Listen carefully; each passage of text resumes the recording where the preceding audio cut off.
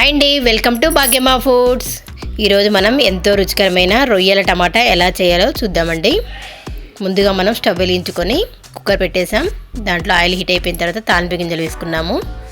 తర్వాత కరివేపాకు, ఉల్లిపాయ ముక్కలు, పచ్చిమిర్చి ముక్కలు అన్నీ వేసేసామండి.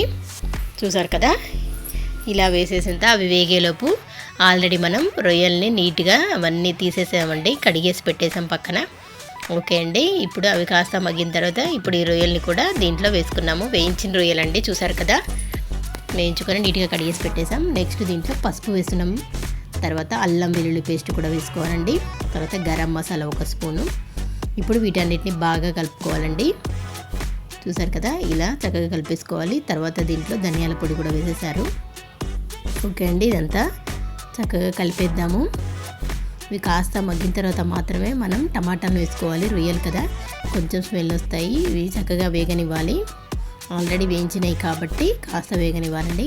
నెక్స్ట్ బాగా పండిన టమాటాలు అయితేనే రొయ్యల టమాటా చాలా టేస్టీగా ఉంటుందండి. చూసారు కదా, మన భాగ్యమ్మ ఫుడ్ ఛానల్లో ఎప్పుడు మనం టమాటాలలో ఏం వేస్తాం, ఉప్పు వేస్తాం కదండి. ఉప్పు వేసి వాటిని బాగా క్రష్ చేసి మాత్రం వేస్తాం.